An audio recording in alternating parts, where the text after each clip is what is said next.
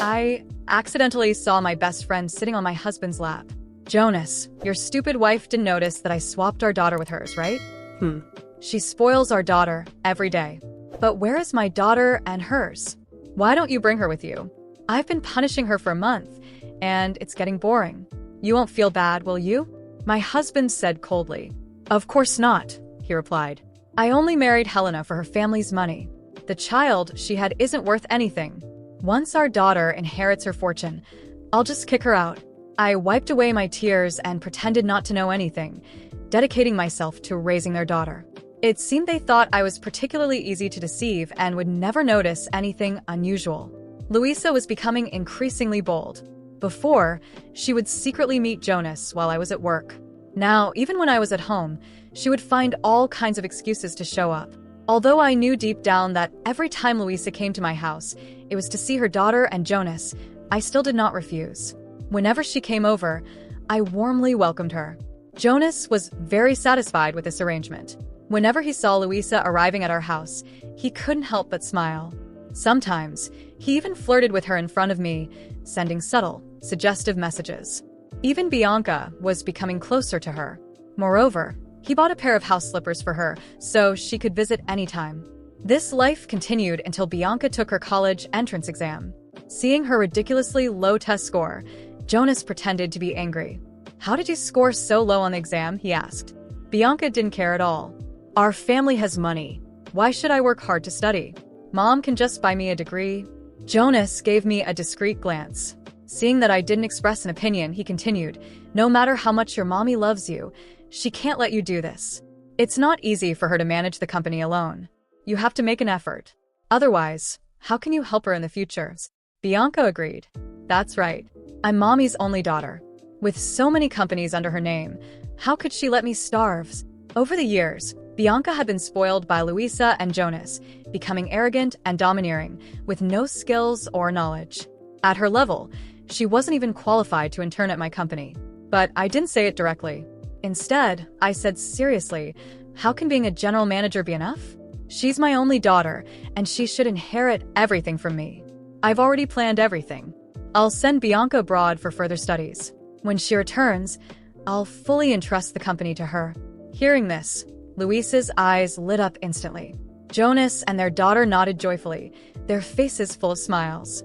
Watching the three of them laughing proudly, I laughed as well. They laughed at me for being too foolish, while I laughed at them for being too naive. During the study abroad application process, I took Bianca to the company every day. I taught her to familiarize herself with the company's operations without reservation. 3 years later, Bianca returned from abroad. The moment Louisa saw her daughter, she couldn't control her emotions. She rushed forward and hugged her tightly, tears streaming down her face. After expressing their longing for each other, Bianca walked straight to me and said bluntly, Mom, I'm back. When will you let me take over the company? Looking at her impatient expression, I gave a faint smile. Let's go. I've already organized a press conference. Right now, I'll entrust everything to you in front of everyone. The press conference venue was packed. All eyes were on me as I announced that my daughter would take over my position as president of Albuquerque Group. Under the supervision of lawyers and cameras, the equity transfer agreement was signed. I transferred all my assets and company shares to my daughter's name. For a moment, the applause was thunderous. Many people admired the deep bond between us, mother and daughter. However, at that moment, my best friend arrived late, holding Jonas' hand. Under the curious gaze of the crowd, she pulled out a paternity test report and loudly announced, Helena, to tell you the truth, Jonas and I have been in love for a long time and had a daughter at the same time as you. The hospital gave us the wrong baby. Bianca is actually my biological daughter with Jonas. You've raised her for so many years. Now it's time to give her back to me. Hearing this, there was an uproar. Isn't that Louisa Almeida, Mrs. Albuquerque's best friend? She actually had an affair with Mrs. Albuquerque's husband and even had a child with him. The issue is, Louisa's daughter died when she was just a month old. If the hospital did switch the babies, doesn't that mean Helena's real daughter is Louisa's biological child? That's despicable. Not only did she steal someone else's husband, but she also killed her own daughter. Isn't this the end of the world? Moreover, Mrs. Albuquerque just transferred all her fortune and shares to Bianca's name, and now she discovers Bianca isn't her daughter. Is this what a person does? Amidst the accusations, Jonas confidently spoke. In the first half of my life, I was trapped in marriage. As a man, I tried to convince myself to be responsible for it. But I'm human too. On countless difficult nights, I kept asking myself, is this the life I want? Helena comes from a good family. She treats me well. But what I truly love is Luisa. I just want to follow my true love. Is that wrong? Marriage is for happiness, and divorce should be too.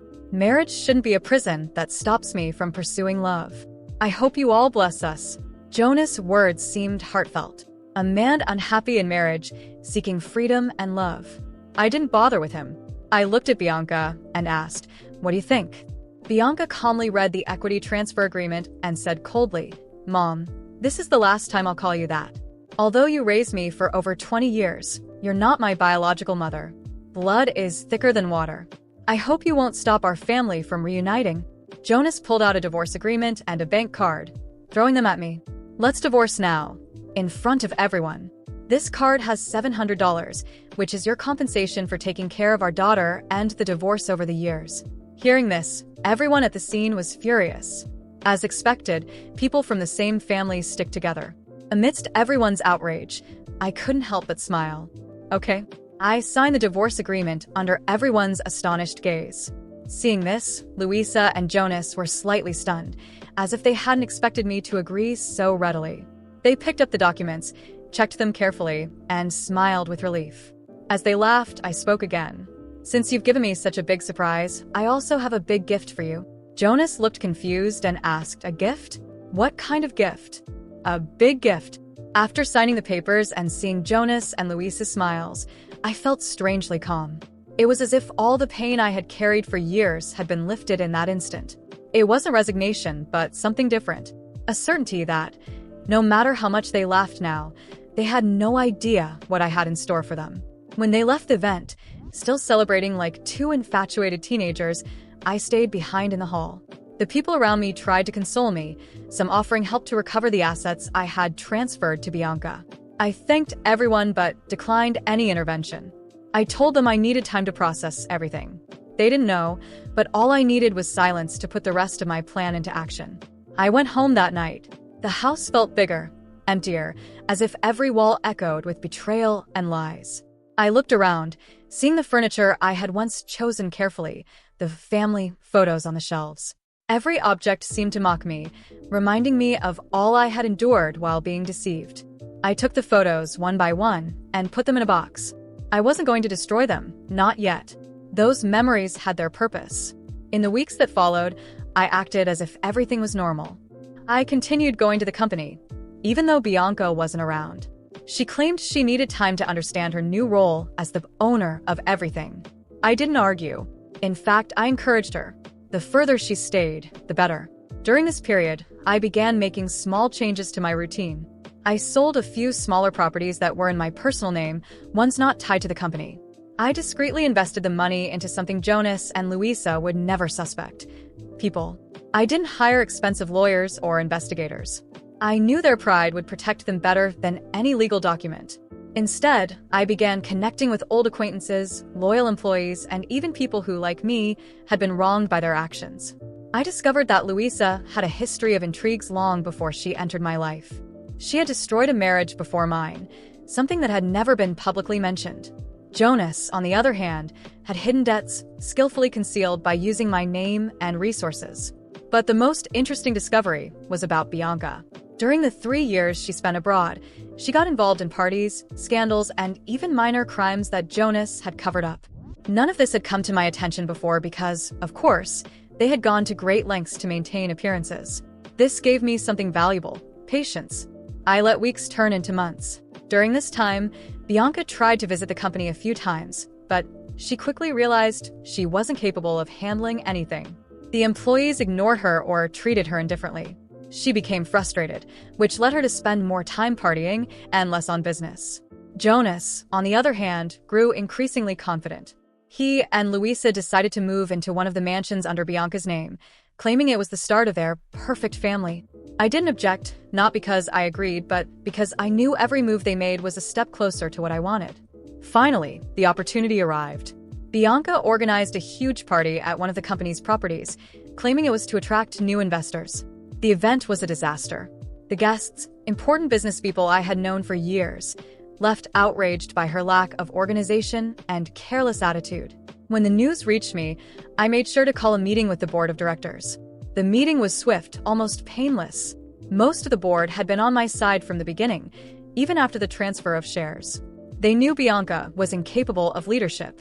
During the meeting, I presented a comprehensive dossier on her actions over the past months, showing how she was putting the company at risk. I didn't need much effort to convince them. They voted unanimously to remove her from active management, leaving her with only a nominal title. Jonas and Louisa, who were present, were visibly irritated but could do nothing. I still had allies in places they didn't expect. After the meeting, Jonas confronted me for the first time in months.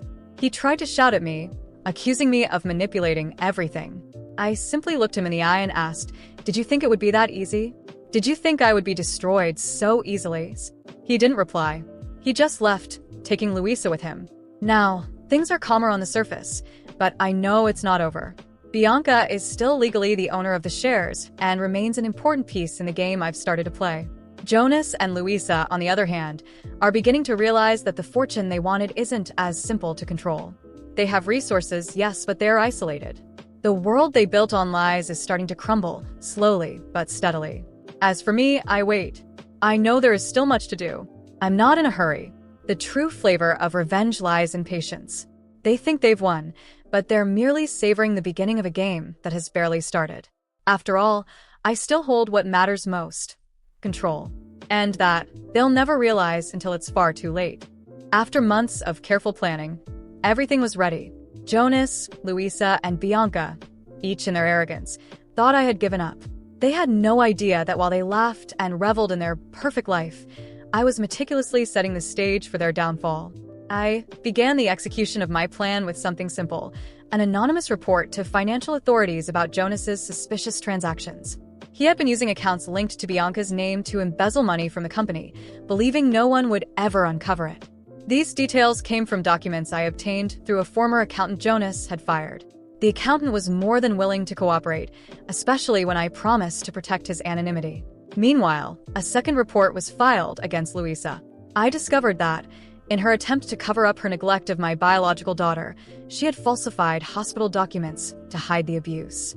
Additionally, medical records showed that my daughter had mysteriously disappeared after being handed over to an orphanage, which was, in reality, a front for child trafficking. This revelation was one of the hardest truths I had to face, but it gave me the motivation I needed to push forward.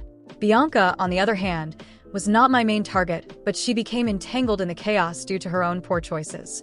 The parties and scandals she dismissed as trivial began surfacing in the media. Authorities started investigating her, and despite her claims of being a victim, it became evident that her negligence and lack of leadership had contributed to the financial turmoil in the company. The final blow came during a public event. Jonas and Louisa were attending a charity gala organized by Bianca. They were glowing, acting as though they owned the world, when law enforcement officers arrived and arrested them right in front of everyone. The charges against Jonas included fraud, tax evasion, and embezzlement. For Louisa, the accusations were even graver: document forgery, child abuse, and involvement in criminal activities related to the disappearance of my biological daughter. The silence in the room was broken only by the clicking of cameras. The expressions of shock on Jonas and Louisa's faces were priceless. Bianca, who up until that moment believed her perfect family was untouchable, broke down emotionally. She ran to me after the event, tears streaming down her face. "Mom, please forgive me. I was blind. I thought they loved me, but they only used me. I just wanted to belong to a family." For a moment, I hesitated. I remembered all the years I spent raising her, believing she was my daughter. Bianca had betrayed me, rejected me, but as I looked into her eyes, I saw the same little girl who once held my hand in fear on her first day of school. I couldn't hate her. "Bianca," I murmured, "you made mistakes, but you are still my daughter. I raised you, I loved you, and I can't abandon that." She collapsed into my arms, sobbing, as I held her tightly. Yet the moment was tinged with an unbearable sorrow. My biological daughter, the one I never truly got to know, had been a victim of unspeakable crimes. Authorities informed me that the orphanage where she had been sent had closed years ago, and her whereabouts remained unknown. That absence weighed heavily, casting a shadow over any sense of victory. With Jonas and Luisa in prison and Bianca attempting to rebuild her life, I regained control of the company. It wasn't easy, but over time, I restored the board's trust and rebuilt relationships with business partners. The company stabilized, and its reputation was repaired. I decided to establish a foundation in honor of my missing daughter, dedicated to helping at-risk children. It was my way of keeping her memory alive, even without knowing where she was. In the end, I rose above it all. Jonas and Luisa paid for their crimes, and Bianca, despite everything, found redemption by my side. Still, the pain of not having my biological daughter with me will never fully fade. That scar remains, but it also reminds me of the strength I found to fight against those who tried to destroy my life. And as I watch Bianca working beside me, finally maturing, I feel that, in some way, we have rebuilt something. It's not perfect, and it never will be, but it's enough to move forward.